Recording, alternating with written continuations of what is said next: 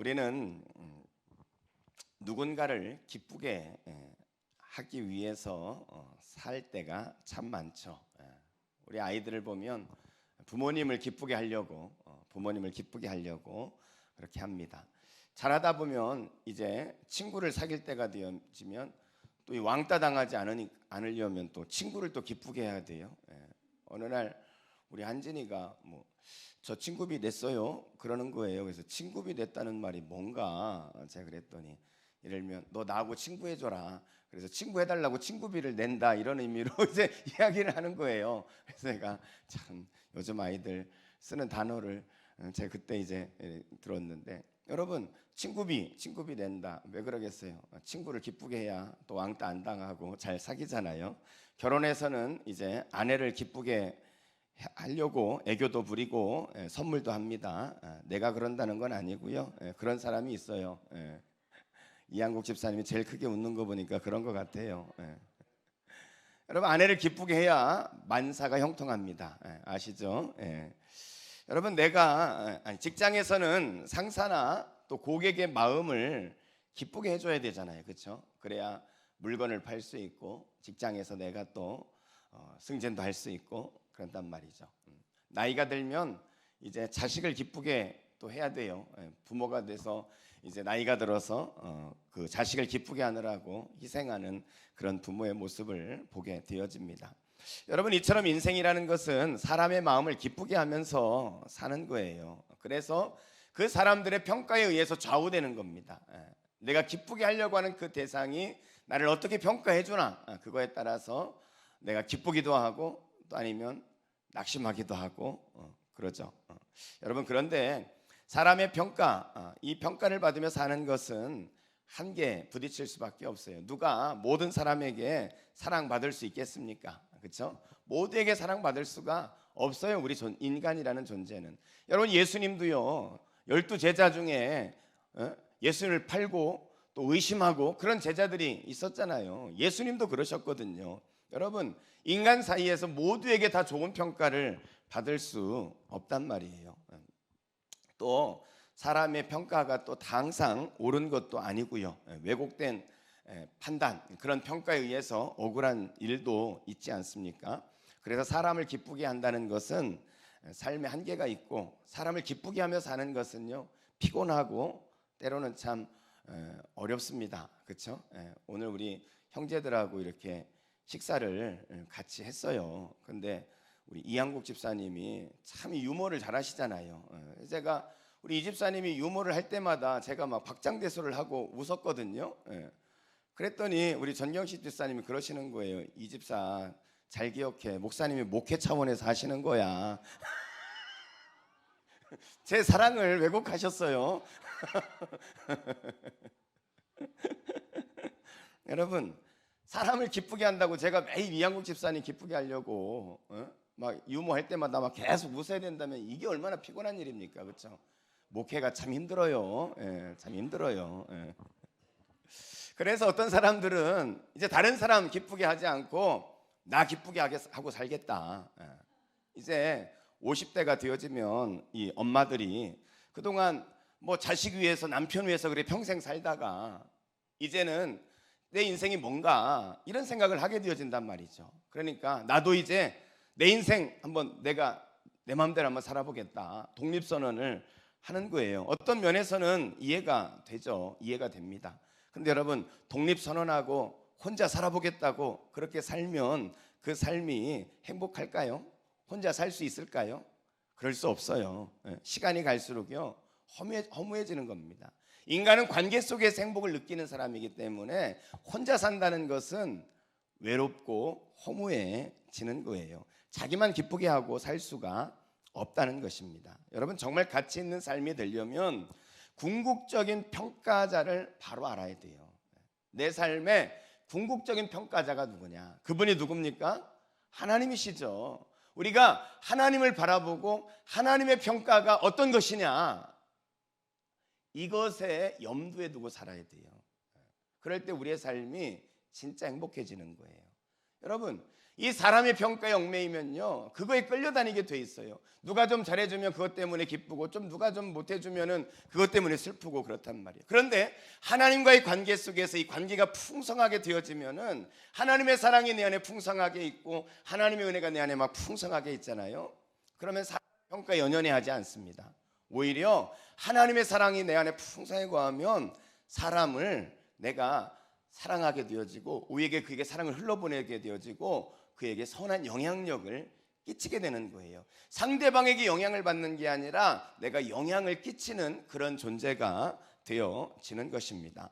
그래서 여러분, 우리가 사람의 평가에 연연해하는 것이 아니라 하나님을 바라볼 수 있어야 돼요.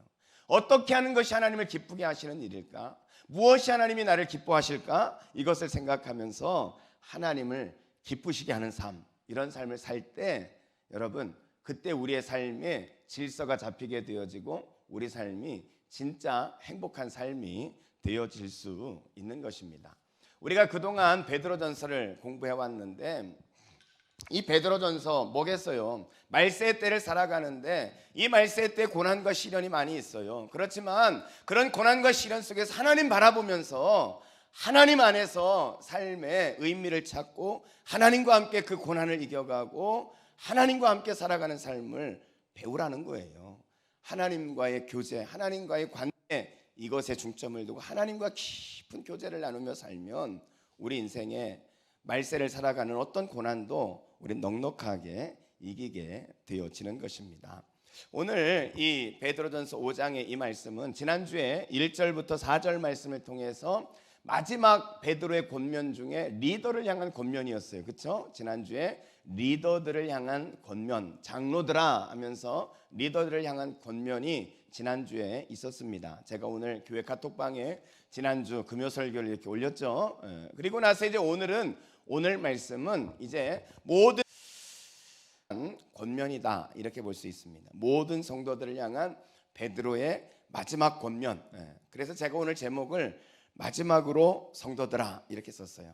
베드로가 마지막으로 성도들에게 하고 싶은 권면이 뭔지 그것을 오늘 말씀을 다루고 있는데, 몇 개의 중요한 단어 속에 그 키포인트가 들어있습니다. 그래서 오늘은 그것을 같이 한번 살펴봅니다. 자, 그렇다면 베드로가 마지막으로 성도들에게 하는 권면, 그것은 무엇입니까? 첫째로 순종하며 살아야 합니다. 한번 따라해 보겠습니다. 순종하며 살아야 합니다. 순종하며 살아야 합니다. 5절 말씀해 보면 젊은 자들아 이와 같이 장로들에게 순종하라 이렇게 말씀하고 있어요. 여기서 젊은 자들아, 그 말은 뭐 이렇게 청년을 말하고 뭐 나이가 젊은 사람들을 말한다기보다는 모든 성도들을 가리킨다, 이렇게 보시면 될 것 같아요. 장로는 뭐라 그랬습니까? 지난주에 장로가 뭐라 그랬죠? 길게 늙으신 분이 장로라고 제가 농담처럼 말했는데, 장로라는 것은 인격적인 호칭이라 그랬잖아요. 그렇죠? 그래서 교회 안에 이제 지긋이 연세가 있으시고 그래서 인격적으로 존경을 받는 분, 그런 분을 장로다 이렇게 말하는 거예요. 특별히 장로는 교회 영적 지도자를 향해서 말씀을 하고 있는 것입니다. 존경받는 어른, 다시 말하면 이 장로는 교회 리더를, 영적 지도자들을 말하죠. 근데 아까 5절 말씀해 보니까 젊은 자들의 이와 같이 영적 지도자들에게 순종하라, 장로들에게 순종하라 이렇게 말씀하고 있습니다. 여러분, 순종하는 게, 순종하라 그랬을 때 여러분의 마음에 어떤 마음이 드세요? 아멘 하는 마음이 드세요? 아니면 뭐 또 순종이야 이런 마음이 드세요? 아멘 하는 마음이 드세요? 그런 마음이 되시기를 주의 이름으로 축복합니다. 순종하라 그랬더니 참, 목사가 또 자기한테 순종하라고 또 이런 마음을 가지신 분은 아직도 내 마음에 세상적인 옛 자아가 죽지 않은 거예요. 이 세상적 욕구가 내 마음대로 살고 내 생각대로 살고 싶은 욕구가 강하니까 순종하고 싶지가 않은 거예요. 아직도 내가 아직 죽지 않아서 그런 거예요. 그게.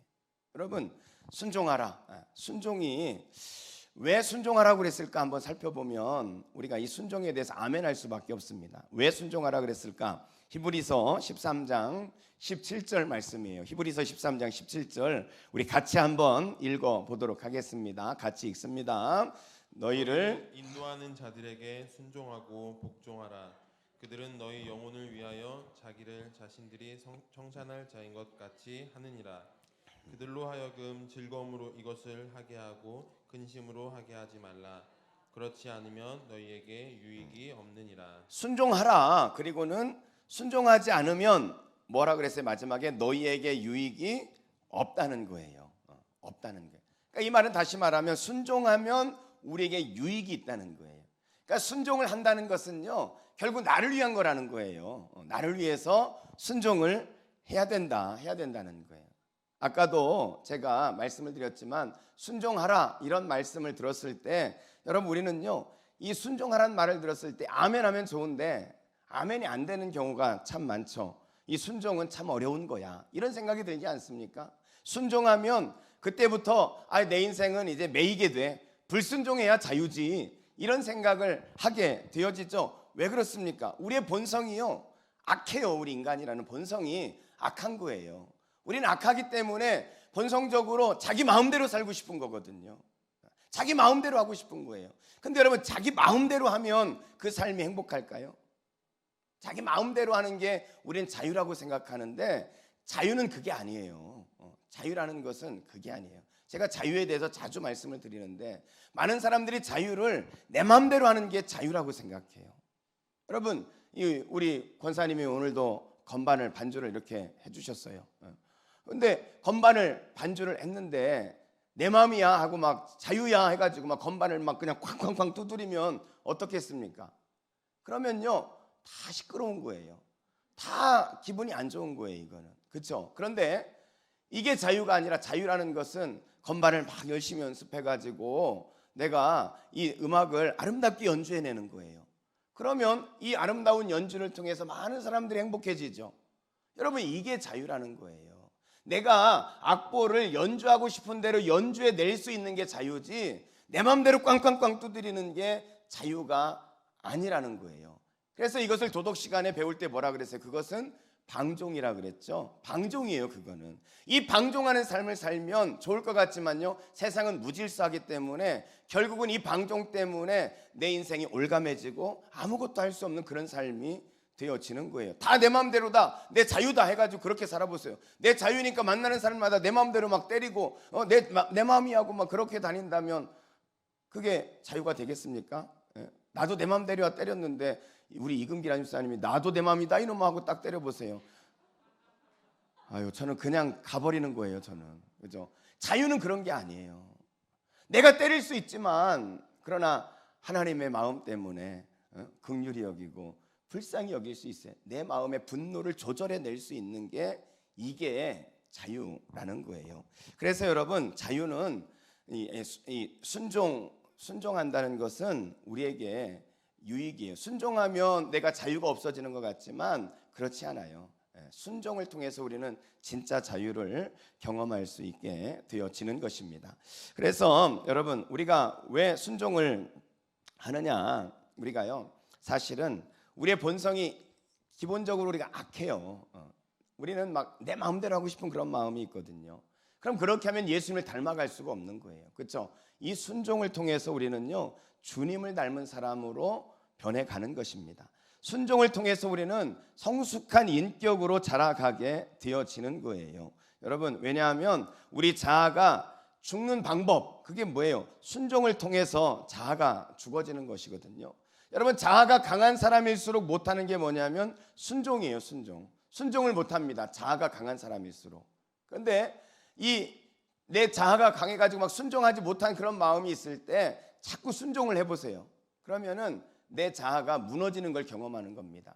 특별히 우리 아내 여러분 남편을 볼 때 참 꼴같지도 않고 막 그런 남편 있으세요? 그런 분한테 순종을 해보세요. 그럴 때 내 자아가 무너지는 거 아니에요. 고등학교 동창인데 옛날에 뭐 잘 나가지도 못했는데 별것도 아닌데 막 지금 막 잘 나가는 것 같아요. 그러면 내 마음에 질투가 들잖아요. 오히려 그런 사람을 축복해 주는 거예요. 그렇게 축복해 줘 보세요. 그럴 때 내 마음에 그런 질투나 시기나 나쁜 마음들이 없어지는 거예요. 여러분 이 순종은 훈련이에요. 그래서 훈련을 해서 내가 자꾸만 내 자아를 죽이는 훈련을 하는 거예요. 그렇게 훈련을 할 때 어떤 일이 벌어지게 됩니까? 내 자아가 죽어지게 되어지고 예수님을 닮은 사람이 되고 성숙한 사람으로 바뀌어지게 되어지는 것입니다. 내가 죽으면 죽을수록 주님을 닮는 거예요. 내가 죽으면 죽을수록 내 인격이 성숙해져 가는 겁니다. 그래서 여러분, 이 순종은 주님을 닮게 하는 겁니다. 그래서 자꾸 순종하는 법을 훈련해야 돼요. 성경에 보면 순종해야 할 대상들을 많이 가르쳐주고 있죠. 자녀들은 부모에게 순종하고, 아내는 남에게 순종하고, 성도들은 영적 지도자에게 순종하고, 국가의 권위에 순종하고, 기업의 상사나 오너들에게 순종하고, 순종해야 될 것들에 성경에 계속 강조하는 이유가 뭐겠어요? 순종이 아니고는 우리의 신앙이 자라갈 수가 없고, 순종이 아니고는 우리가 영적으로 자라갈 수가 없고, 순종이 아니고는 우리가 자아가 죽는 훈련을 할 수가 없는 거예요. 이 순종을 통해서 우리는 영적으로 자라가게 되어지는 것입니다. 그래서 순종은 연습하는 것이다. 여러분, 요한일서 4장 20절 말씀을 보겠습니다. 요한일서 4장 20절 우리 같이 한번 읽어보겠습니다. 시작. 누구든지 하나님을 사랑하노라 하고 그 형제를 미워하면 이는 거짓말하는 자니 보는 바 그 형제를 사랑하지 아니하는 자는 보지 못하는 바 하나님을 사랑할 수 없느니라. 보이지 않는 형제를 사랑하지 않는데 보이는 형제를 사랑하지 않는데 어떻게 보이지 않는 하나님을 사랑할 수 있냐는 거예요. 여러분, 마찬가지로 보이는 권위 앞에 순종하지 못하는데 우리가 어떻게 하나님의 권위 앞에 순종할 수 있겠어요? 그래서 하나님은 우리가 하나님 앞에 순종하는 것을 훈련시키려고 보이는 권위 앞에 훈련하도록 하는 거예요. 보이는 권위 앞에 부모님께, 남편에게, 영적 지도자들에게 자꾸 이 순종하는 훈련을 통해서, 그러면서 우리는 하나님께 순종하는 법을 배워가는 것이다. 그래서 여러분, 우리는요 마지막 때를 살아갈 때 이 베드로가 우리에게 권면하기를 순종하라는 거예요. 이 순종은 내 자유를 빼앗아가고 나를 힘들게 하려고 하나님이 그렇게 말씀하시는 것이 아니라, 이 순종을 통해서 우리는 예수 그리스도를 닮은 존재로 성숙한 인격으로 바뀌어질 뿐만 아니라 이 순종을 통해 하나님께 순종하는 법을 배워가서 그래서 나에게 유익하게 하려고 하는 것이다. 그래서 여러분, 순종하기를 두려워하지 마시기 바랍니다. 우리 한번 옆에 분에게요 눈짓을 한번 해주세요. 순종 똑바로 하시라고 이렇게. 네.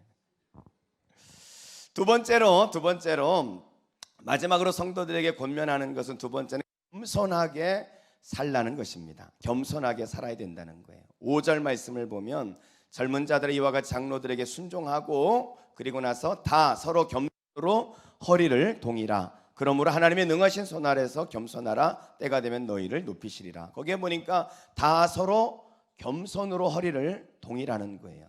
겸손으로 허리를 동여라. 여러분, 왜 겸손해야 될까요? 왜 하나님이 겸손하라 그러겠어요? 역시 또 이 겸손이란 말을 들으면 또 어떤 생각이 듭니까? 내가 자꾸 겸손하게 사람들에게 이렇게 하다 보면, 직장 생활에서 자꾸 겸손하게 하다 보면 사람들이 나를 깔보고 무시할 거야, 여러분, 이런 생각이 든다면요, 이게 내 안에 아직도 옛사람의 본성이 아직 죽지가 않은 거예요. 여러분, 성경은 순종하고 그리고 겸손하면 하나님이 너희를 위해서 복 주신다는 거예요. 여러분, 자꾸 우리가요 세상적인 그런 원리, 비진리에 너무 우리가 노출되어져 있다 보니까 그것에 머리가 작동이 되어지는 거예요. 아니, 또 겸손하면 벌써 우리의 머릿속에 그러면 내가 세상에서 밟히고 무능한 사람으로 될 거야, 이런 머리가 자꾸 돌아가는 거예요. 여러분, 그런 것을 고쳐야 돼요. 우리의 본성이 자꾸만 그리 기울어지게 돼 있어요. 본성이 악하거든요. 그런 옛사람의 모습들을 자꾸 죽여야 돼요. 여러분, 왜 하나님이 겸손하고 그럴까요? 왜 겸손하라 그래요? 5절에 아까 말씀에 뭐라 그랬어요? 5절 말씀에 보니까 하나님은 교만한 자를 대적하시되 겸손한 자들에게 은혜를 주시는 거예요. 하나님은 교만한 자를 대적하신다니까요. 하나님과 대적해가지고 살아남을 사람이 어디 있겠습니까? 그렇죠? 하나님은 어떤 사람을 좋아하냐면 겸손한 자를 좋아하시고 그 겸손한 자에게 은혜를 주시는 게 하나님이에요. 그래서 하나님께서 겸손하라 말하는 거예요. 겸손해라. 잠언 16장 18절 말씀해 보니까 교만은 패망의 선봉이요 거만한 마음은 넘어짐의 앞잡이니라. 이 겸손하지 않으면 교만할 수밖에 없는데, 교만이라는 것은 나를 망하게 만드는다는 거예요. 나를 망하게 하는 거예요. 거만한 마음은 넘어짐의 앞잡이라는 거예요. 그래서 하나님은 우리가 교만하면 망할 수밖에 없기 때문에 겸손하라 이렇게 말하는 거예요. 저는 꼭 이러면 꼭 생각나는 이야기가 있어요. 이게 옛날에 한번 해가지고 해도 안 웃을 수도 있는데 좀 이렇게 성숙한 사람은 어떻게 반응하는지 알 거예요. 이 개구리가 맨날 펄짝펄짝 뛰어다니잖아요. 그런데 하늘을 보니까 독수리가 큰 날개를 펴가지고 막 하늘을 쫙 나는 모습을 보니까 너무 부러운 거예요. 그래가지고 개구리가 독수리한테 소리를 쳤어요. 야, 독수리야, 넌 날 수 있어서 좋겠다. 나도 좀 날 수 있으면 좋겠는데 나를 좀 도와줄 수 없겠니? 그랬더니 독수리가 그럼 내가 도와주겠다. 그랬는데 도무지 어떻게 같이 날아야 될지를 알 수가 없는 거예요. 그런데 갑자기 개구리가 딱 생각이 났어요. 뭐냐면 이 독수리가 나뭇가지를 입에 탁 물고 자기가 두 손을 딱 이 나뭇가지를 잡고 있으면 독수리가 날면서 같이 날 수 있겠다는 생각이 딱 든 거예요. 얼마나 기발한 아이디어입니까? 그래가지고 둘이 야 그렇게 하자 해가지고 이제 독수리가 나뭇가지를 물고 개구리가 두 손으로 이제 나뭇가지를 붙들고 이제 날아가는 거예요. 이렇게 막 날아가는데 그 모습을 땅에 있는 개구리들이 보니까 얼마나 부러운지 야 개구리야 너 좋겠다. 너 어떻게 그런 생각을 했니? 누가 그런 생각을 했어? 그랬더니 이 개구리가 내가 했지 하다가 참 우리 성도들은 참 성숙해요. 내가 했지 하고 손 놔가지고 떨어져 죽었대요. 여러분 내가 했다고 하면 망하는 거예요. 여러분 우리 그리스도인은 특히나 내가 할 수 있는 게 뭐가 있어요? 다 하나님의 은혜로 하는 거지. 내가 하는 순간 넘어지고 내가 하는 순간 하나님과 대적이 되어지고 내가 하는 순간 우리는 패망하고 내가 하는 순간 미끄러질 수밖에 없는 거예요. 그래서 겸손해야 됩니다. 겸손해야 되는 거예요. 왜 겸손해야 되느냐? 6절에 보면 또 이런 말씀을 합니다. 6절에 보면 그러므로 하나님의 능하신 손 아래서 겸손하라. 때가 되면 너희를 높이시리라. 우리가 겸손하게 하면 세상 사람들한테 밟힐 것 같고 뭐 이렇게 무시받을 것 같고 그럴 것 같죠. 그렇게 받을 것 같아요. 그런데 하나님의 말씀은 뭐냐면 때가 되면 하나님께서 높여주시겠다는 거예요. 이게 우리가 겸손해야 되는 겁니다. 여러분 하나님이 높여주셔야 그게 진짜 높여주시는 거죠. 그렇죠? 하나님이 높여주신다는 거예요. 근데 사람들이요 참 겸손한 것 같은데 안 겸손한 경우가 참 많아요. 사람들의 말을 들어보면 겸손한 것처럼 이야기하는데 그 말 이면 속에는 교만이 다 이렇게 들어가 있는 경우가 참 많아요. 예를 들면 내가 뭐 가진 게 뭐 있겠어요. 아버지가 돈 좀 많아가지고 재산 좀 물려주신 건데 그게 뭐 자랑거리겠습니까? 겸손한 것 같지만은 자기 돈 자랑하는 거거든요. 내가 미모가 뛰어나서 가끔 배우로 우애를 받긴 하지만 뭐 이게 무슨 자랑이 되겠어요? 여러분 겸손한 것처럼 이야기하지만요 제가 우습게 좀 표현을 했지만 우리가 사람들하고 얘기할 때 그렇지 않습니까? 겸손한 것처럼 이야기하지만요 우리 속에 교만한 마음을 가지고 이야기할 때가 얼마나 많이 있습니까? 여러분 교만하면 망하는 거예요. 겸손할 때 하나님이 우리를 높여주시는 거예요. D.L. 무디 목사님은요 이렇게 기도했다 그래요. 주님 나를 겸손하게 만들어주세요. 겸손해야 하나님 쓰실 거 아니에요. 나를 겸손하게 만들어주세요. 근데 거기에서 기도가 끝나는 것이 아니라 이 D.L. 무디 목사님은 뒤에 이렇게 기도합니다. 그리고 내가 겸손한 것을 모르게 해주세요. 무슨 의미인지 아시겠죠? 내가 겸손한 걸 몰라야 내가 날마다 교만한 것 같아야 내가 더 겸손해져야지 더 겸손해져야지 이런 마음을 가지고 겸손하려고 하는 거 아니겠어요? 그래서 겸손한 것 자체를 모르게 해주십시오. 이렇게 기도를 했다는 것입니다. 여러분 겸손한 것은요 내가 겸손한 것을 몰라야 돼요. 그게 진짜 겸손한 거예요. 어떤 사람은 이렇게 말해요. 내가 그래도 좀 겸손한 편이에요. 여러분 이렇게 말하는 사람은 겸손한 거예요? 교만한 거예요? 그건 교만한 거예요. 내가 겸손한 편, 진짜 겸손한 사람은 내가 겸손하지 않다고 생각해요. 저는 아직도 교만해요. 이렇게 생각하는 거예요. 이 D.L. 무디 목사님처럼 겸손한 걸 모르는 거예요. 그래야 진짜 겸손한 겁니다. 이 겸손하기가 참 쉽지 않죠. 근데 겸손할 때 하나님께서 우리를 높여주시겠다는 거예요. 여러분 KFC 아시죠? KFC. KFC. 이 창업자가 할란드 샌더스라는 분이신데 이 KFC 앞에 보면은 흰 양복 입은 하얀 할아버지가 지팡이 들고 이렇게 써 있잖아요. 그 할아버지가 이 KFC 창업주예요, 창업주. 근데 이 할아버지가 이 KFC를 처음 시작할 때 그때가 몇 살이었냐면 65세였다 그래요. 65세. 65세인데 그때 이 할아버지가 가지고 있던 전 재산은 105불짜리 수표 한 장하고 고물 자동차 하나, 이게 전 재산이었다 그래요. 그런데 이 할아버지에게 유일한 재주가 하나 있었는데 그게 뭐냐면 닭 요리를 잘하는 그런 재주가 있었다고 합니다. 그래서 이분이 흰색 정장을 차려입고 자기가 요리하는 레시피하고 양념통을 들고 이 켄터키 주에 있는 식당들을 찾아다닌 거예요. 식당들을 찾아다니면서 내 레시피를 제공해 줄 테니까 이대로 요리해서 팔리면 5센트씩 나에게 주시오. 이런 조건으로 이제 거래를 이제 신청을 한 거예요. 그런데 아무도 그것을 받아들이지 않는 거예요. 1008번 가게를 찾아갔대요. 1008번. 대단하지 않아요? 1008번째 가게를 찾아갔는데도 아무도 그 제안을 수락하지 않았는데 1009번째 가게에서 그 제안을 수락했다 그래요. 1009번째 식당 주인이 수락하고 나서 2년 내에 5개의 식당이 계약을 다시 하게 되어졌고 11년 만에 무려 600개의 식당이 수락을 하게 되어졌다 그래요. 그래서 켄터키 프라이드 치킨 KFC가 그렇게 해서 만들어졌다고 합니다. 그런데 이 샌더스 씨는 이 장년 시절에 아주 교만했다 그래요. 조그만 가게를 식당을 운영했는데 아주 교만하게 이렇게 있었다는 거예요. 그런데 불황이 찾아오면서 사업이 위축이 되어지고 그리고 식당에 화재가 나게 되어집니다. 다 망해버렸어요. 그런데 이 어려운 순간에 아들이 죽게 되어져요. 그리고 아내가 자기를 떠나버립니다. 정신적인 공황 상태가 찾아오고 인생에 다 끝났다고 그렇게 생각을 했어요. 60이 넘은 나이에 국가 보조금을 받으면서 그렇게 생활을 합니다.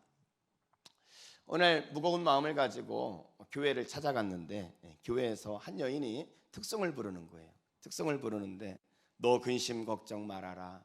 주 너를 지키리. 주 날개 아래 거하라. 주 너를 지키리. 이 찬양의 특송을 듣는데 그 순간 이 60이 넘은 샌더스 할아버지가 이 찬송에 마음이 열려지기 시작합니다. 그러면서 하염없이 눈물을 흘리면서 기도하기 시작하는 거예요. 자신의 지난날의 과거가 생각이 나고 교만했던 자기 자신이 그렇게 하나님 앞에 그렇게 부끄러운 것을 깨닫게 되어지고 그러면서 겸손하게 살기로 하나님 앞에 결심하면서 그날 엄청 울면서 회개를 했다는 거예요. 그리고 나서 양념통을 들고 일어서서 65세에 그렇게 찾아가서 109번째 식당하고 계약을 하고 그리고 나서 그의 인생이 달라지게 되어졌다는 것입니다. 그가 겸손하게 하나님 앞에 무릎 꿇고 겸손하게 하나님의 도움을 구하고 겸손하게 하나님 앞으로 나아갈 때 하나님께서 그를 높여 주셨다는 것입니다. 여러분 겸손하십시오. 겸손할 때 하나님이 우리에게 은혜를 주시고 겸손할 때 하나님이 높여 주시는 겁니다. 겸손한 여러분이 되시기를 주의 이름으로 축복합니다. 세 번째로 베드로가 권면하는 마지막 세 번째는 염려하지 말라는 것입니다. 염려하지 마라. 7절 말씀해 보니까 너희 염려를 다 주께 맡기라. 이는 그가 너희를 돌보심이라. 염려를 맡기라는 거예요. 염려. 여러분 염려 없이 사는 사람이 있습니까? 염려 없이 사는 사람이 어디 있겠어요, 그렇죠? 다 염려가 있죠. 염려 없는 사람이 없어요. 염려라는 것은 누구나 다 염려를 하는데 우리 그리스도인에게 모든 사람이 다 염려를 하고 살지만 우리 그리스도인에게는 하나님께서 그 염려에 대하여 주신 처방이 있어요. 그게 뭐예요? 염려를 맡기라는 거예요. 맡기라는 것입니다. 맡기면 돌보신다는 거예요. 사실 염려만큼 백해 무익한 게 없죠. 어니 젤린스키가 쓴 느리게 사는 즐거움이란 책에 보면은 이 염려에 대해서 이야기를 하고 있는데요. 많은 사람들이 염려하고 있는 일들을 분석해 보니까 40% 정도는 절대 일어나지 않은 일을 가지고 염려한다는 거예요. 제가 옛날에 한번 말씀드렸죠. 어느 날 신방 갔는데 이분이 엄청 염려를 하고 있는 거예요. 그래서 왜 염려하나 했더니 북극 얼음이 녹아가지고 지구가 조금씩 잠기고 있다고 그 염려하고 있더라니까요. 절대 일어나지 않을 일 가지고 염려하는 게 40%, 30%는 염려하는 일의 30%는 이미 일어난 사건, 이미 일이 벌어졌어요. 일이 터져버렸어요. 이걸 가지고 염려를 하더라는 거예요. 30%는. 22%는 아주 사소한 일, 아주 사소한 일을 가지고 염려하는 사람이 있다는 거예요. 염려가 아주 체질화되어진 사람이죠.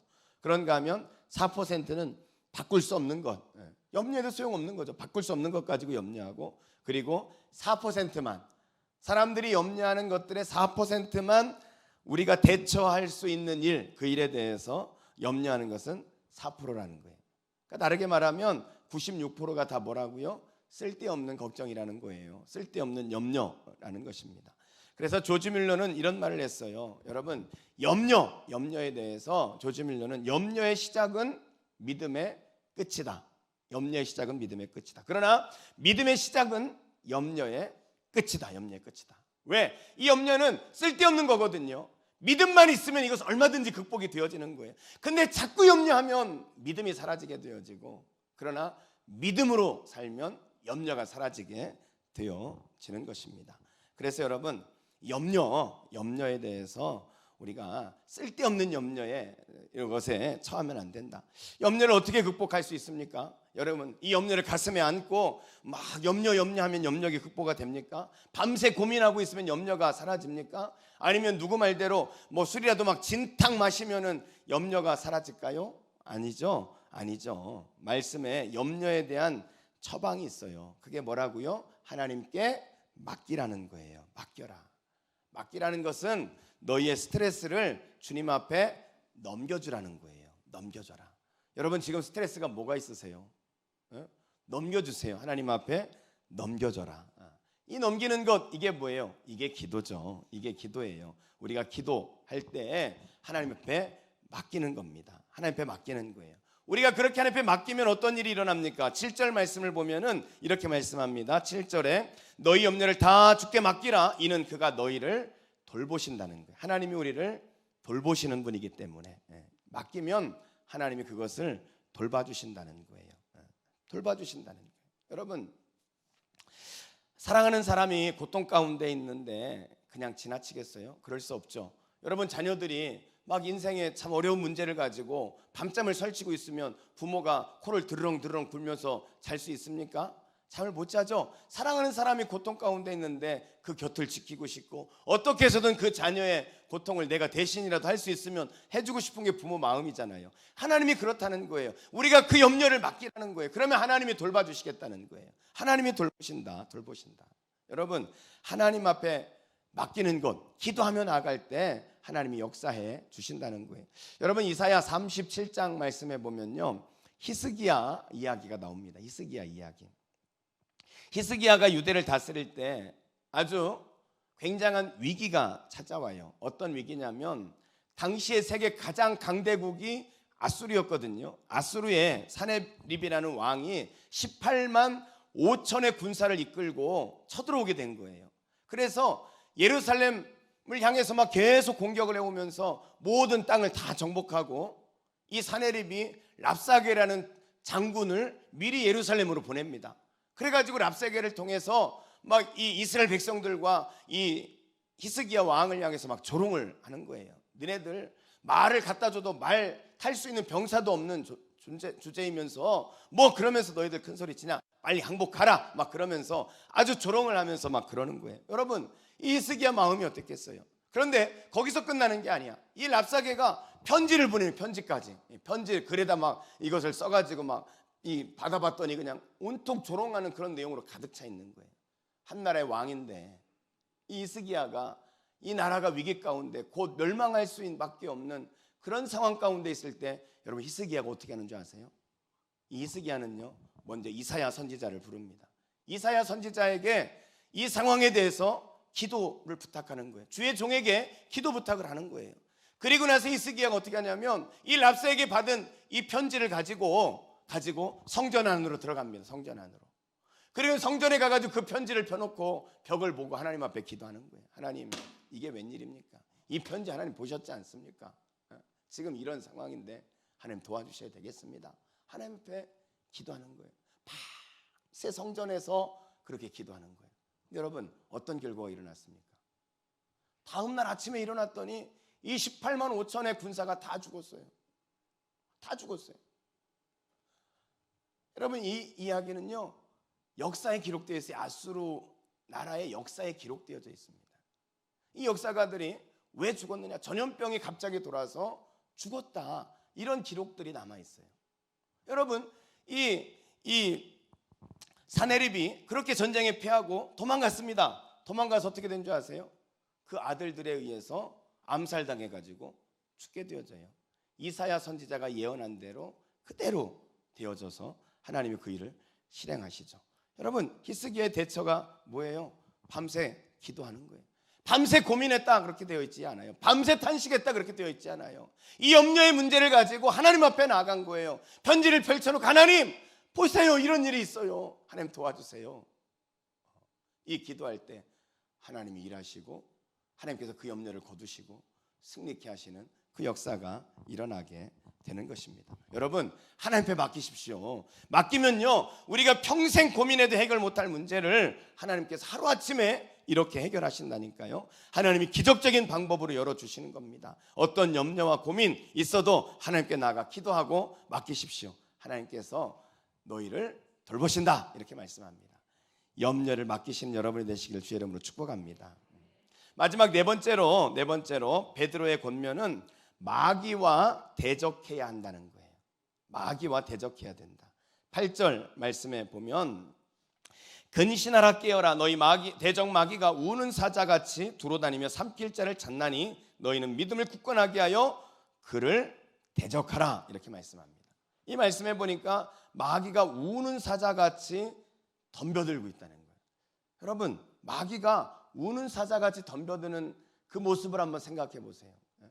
이 이 우는 사자를 한번 생각해 보십시오. 우는 사자. 여러분, 동물의 왕국 같은데 보면은요, 이 동물은요 참 대단한 게 뭐냐면요, 자기가 배부르잖아요. 이 배부른 사자는요 그 옆에 사슴이 뛰어놀아도요 절대 잡아먹지 않습니다. 이게 동물이에요. 근데 인간은 어떻습니까? 자기 배가 차도요 옆에 거 더 뺏어 먹는 게 인간이에요. 인간이 진짜 나빠요. 인간이 지 배부른데도 그냥 옆에 거 또 뺏어 먹는다니까. 근데 이 배부른 사자는 온순한 것 같지만 배고픈 사자는 어떻게 하겠습니까? 동물의 왕국에 보면은 막 이렇게 사자가 입 벌리고 막 하는 거 보면 어때요? 무섭죠. 그 큰 사자가 입을 쫙 벌리고 막 지금 우는 사자와 같이 마귀가 그렇게 있다는 거예요. 우는 사자와 같이 입을 벌리고 으르렁거리면서 달려드는 사자, 마귀가 그렇게 막 달려든다는 거예요. 그런 사자를 보면 어떤 생각이 들어요? 두렵죠? 두려운 마음이 들죠? 여러분, 이게 마귀의 전략이라는 거예요. 마귀의 전략은 뭐냐? 두렵게 하는 거예요. 두렵게 하는 거예요. 우리의 마음 가운데 두렵게 하는 거예요. 그래서 오늘 말씀해 보니까 마귀가 우는 사자와 같이 덤벼들면 두려워가지고 쫄지 말고 어떻게 하라 그랬어요? 대적하라는 거예요. 대적하라는 거예요. 대적하라. 대적하면 어떤 일이 일어날까요? 야고보서 4장 7절 말씀해 보면 그런즉 너희는 하나님께 복종할지다. 마귀를 대적하라. 그리하면 너희를 피한다는 거예요. 이 마귀가 막 우는 사자같이 으르렁거리고 있지만 그러나 그 사자는요 사실은 이미 패배한 사자예요. 마귀는 이미 패배한 거예요. 예수님이 십자가에 죽으실 때 사단은 이미 결박되어졌단 말이에요. 지금 그 사자와 같이 으르렁거리고 있지만 사실은 엄포를 주고 두렵게 하는 거지 우리를 망하게 할 수는 없는 거예요. 근데 우리가 그 두려움에 빠지게 되어지면요, 마귀가 막 무섭게 할 때 그것 때문에 쫄아가지고 있으면 그게 우리를 망하게 하는 거예요. 마귀가 우리를 망가뜨리는 것이 아니라 마귀에게 쫄아가지고 두려워하게 되어지면 그때 무너지게 되어진다는 거예요. 여러분, 이 두려움이라는 게 얼마나 무서운지 아세요? 제가 군에 있을 때 이제 벙커가 있잖아요. 벙커. 남자분들은 벙커를 다 할 텐데 이제 이렇게 큰 무덤이라고 생각하면 돼요. 근데 그 큰 무덤 안에 방도 만들고 길도 만들고 이렇게 그곳에 이렇게 숨을 수 있도록 요새와 같은 곳이거든요. 어떤 훈련을 하냐면 이 벙커 안에 딱 들어가는 거예요. 이 벙커 안에 모든 이제 훈련생들이 딱 들어가 있거든요. 그리고 나서 이제 딱 들어가는데 조교가 이제 후레쉬를 켜고 이렇게 쫙 따라가요. 그러다가 이제 어느 순간 딱 되면 조교가 불을 딱 꺼버리고 그리고는 조교가 딱 사라져 버려요. 그러면 이 어두운 암흑인데 길도 모르는 그곳에 딱 서 있게 되잖아요. 막 이 훈련생들이 거기에 막 딱 서 있는 거예요. 그런데 갑자기 체류탄을 거기서 막 탁 터뜨려 버리는 거예요. 그러면 막 엄청난 그 눈물이 나고 콧물이 나고 막 고통스럽잖아요. 그러니까 빨리 이 미로를 빠져나가야 되잖아요. 이걸 빠져나가지 않으면 거기서 그냥 계속 체류탄 때문에 고통을 겪는 거예요. 이 막 두려움이 이제 처음에는 막 찾아다니겠다고 막 다니는데 미로니까 찾아나갈 수가 없는 거예요. 그러니까 나중에는 두려움이 찾아와요. 재수가 좋으면 빨리 빠져나가가지고 이제 이게 훈련이 끝나는 거고 이거 못 찾으면 이제 계속 거기에 있는 거예요. 제가 그 훈련을 할 때요, 저희 같이 훈련을 받은 한 사람이 거기에서 나오지를 못하고 실신하고 쓰러졌어요. 찾고 찾다가 나중에는 두려움이 찾아오니까 내가 이러다 죽는가 보다 그러면서 실신을 해버린다는 거예요. 이게 두려움이에요. 두려움이 오면 마비가 오는 거예요. 그러면 망하는 거예요. 오늘 성경은 마귀가 그렇게 오지만 어떻게 하라고요? 대적하라는 거예요. 대적하면 피한다는 거예요. 대적하면. 여러분 우리가 필그림 하우스에 갔을 때 여러분 그 철로역정길 이렇게 다 돌아보셨죠? 거기에 그거 생각나세요? 이 미궁 예쁜 집 나오면 갔던 곳이 어디냐면은 이제 사자 두 마리가 이렇게 서 있는 거 생각나세요? 거기에 보면 사자 두 마리가 입을 칵 하고 이렇게 뭐 으렁거리고 있어요. 근데 여러분 그 사자를 자세히 보면 그 발에 뭐가 있냐면 쇠사슬이 묶여 있어요. 쇠사슬이. 이 길을 못 가도록 이 믿음의 사람이 그 길을 못 가도록 사자가 막 으렁거리고는 있긴 있는데 으르렁거릴 뿐이지 사실은 덤벼들 수가 없어요. 왜? 발이 묶여 있기 때문에. 그래서 그냥 가면 돼요. 그냥 가면 되는데 사자가 막 으렁거리면 무서워가지고 벌벌 떠느라고 그 자리에 앉아 있는 거예요. 사자를 대적하라는 거예요. 마귀를 대적하라. 그러면 피한다는 거예요. 여러분 마귀를 대적하십시오. 마귀를 대적해야 돼요. 그럼 여러분 마귀가 어떻게 찾아옵니까? 마귀가 흰 소복 입고 머리 이렇게 기르고 히히 이렇게 찾아옵니까? 마귀가 아니에요. 마귀는요 우리의 삶의 자리에서 우리의 오감을 통해서 찾아오는 거예요. 오감을 통해서 우리의 생각을 통해서, 우리의 시각을 통해서, 우리의 후각을 통해서, 우리의 이 미각을 통해서 마귀가 찾아온다니까요. 이게 잘 이해가 되세요? 마귀는 그렇게 찾아오는 거예요. 제가 언젠가 신문에 보니까 이 전문직에 종사하는 33살 된 청년이에요. 근데 이 청년이 아주 기막힌 사연이 소개가 되어졌는데 사무실에 도둑이 들어왔어요. 도둑이 들어와가지고 훔쳐갔는데 10만 원, 현금 10만 원 하고 컴퓨터를 이제 도둑이 이제 가지고 노트북을 가지고 도망간 거예요. 처음에 이 청년이 생각했어요. 10만 원에 뭐 노트북 하나 이렇게 훔쳐갔지만 그래도 아유 재수 없게 점도둑 들어가지고 내가 이거 잃어버렸다. 처음에 이렇게 생각했어요. 그런데 순간 생각이 딱 뜨는데 그 노트북 안에 있던 동영상이 생각이 난 거예요. 그 노트북 안에 어떤 동영상이 있었냐면 여자친구하고 이렇게 잠자리에 한 것을 영상으로 찍은 그게 거기에 들어있었던 거예요. 근데 이 노트북이 도둑을 맞아가지고 이것이 세상으로 돌기 시작한 거예요. 동영상이 웹하드에 올렸다가 내렸다 뭐 이런 식으로 해가지고 돌기 시작을 한 겁니다. 근데 이 사람이 그것을 1월 달에 잃어버렸는데 그 전해에 결혼을 했어요. 결혼을 해가지고 감쪽같이 자기는 아무 일 없던 것처럼 그렇게 결혼을 했단 말이에요. 결혼을 하고 아내하고 살고 있는데 자기의 그 옛날 그 동영상이 도는 거예요. 어떻게 해서 막 이것을 막 지워보려고 그런 동영상이 있는 곳마다 막 연락을 해가지고 이거 지워줘라 막 그렇게 하는데 여러분 그 사람이 아무리 그걸 뭐 추적한다고 그 퍼져나갈 막을 수가 있습니까? 막을 수가 없죠. 막을 수가 없는 거예요. 막을 수가 없어요. 회사 뭐 시간 날 때마다 퇴근하자마자 막 그것만 찾아다니면서 막 밤새 그냥 그것만 찾아다니고 그거 지워달라고 그렇게 하는 거예요. 나중에는 신상까지 털리고, 이제는 이게 스마트폰이 발달되니까 이제는 스마트폰으로 이렇게 돌기 시작하는 거예요. 자기 인생이 송두리째 거기에 망가졌어요. 그러면서 그 청년의 고백이 뭐냐면, 지구가 멸망하기 전에는 이 사건에서 벗어날 수 없을 것 같다, 이렇게 이야기를 하는 겁니다. 여러분, 이 사람의 일이 나의 이야기가 아니어서 여러분 다행이죠. 그러나 여러분, 이것은 우리 모두의 문제일 수 있다는 거예요. 이 청년이 그런 유혹이 왔을 때 마귀가 안목의 정욕으로, 육체의 쾌락으로 그렇게 그것을 자극하면서 달려들었을 때 대적했어야 되는 거예요. 그것을 대적해서 막았어야 된단 말이에요. 그런데 막지 않은 거예요. 마귀가 자기의 삶에 들어오게 되어졌어요. 자기 인생을 결국은 마귀에 의해서 송두리째 빼앗기고 그 인생이 망가지는 그런 일들이 일어나게 되어진 거죠. 여러분, 우리가 마지막 때일수록요, 마귀는 더욱더 강력하게 덤벼듭니다.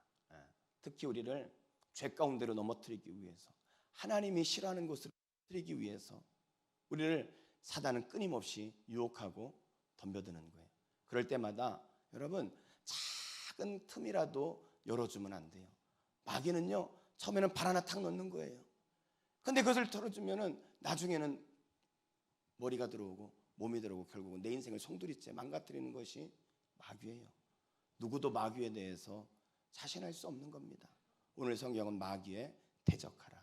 마지막 때일수록 마귀의 이 공격은 강력할 수밖에 없습니다. 왜요? 막 자기도 채우라는 걸 알고 있거든요. 최후의 발악을 해야 되기 때문에. 그래서 여러분, 우리 인생이, 우리 삶이 마귀를 대적해야 돼요. 마지막 때일수록 이 마귀와 타협하거나 살짝 문을 열지 말고 마귀를 대적하고 마귀를 이기고 오직 예수 그리스도 그분과 동행하면서 주님 기뻐하는 삶을 살아가는 우리 모두가 되기를 주의 이름으로 축복합니다.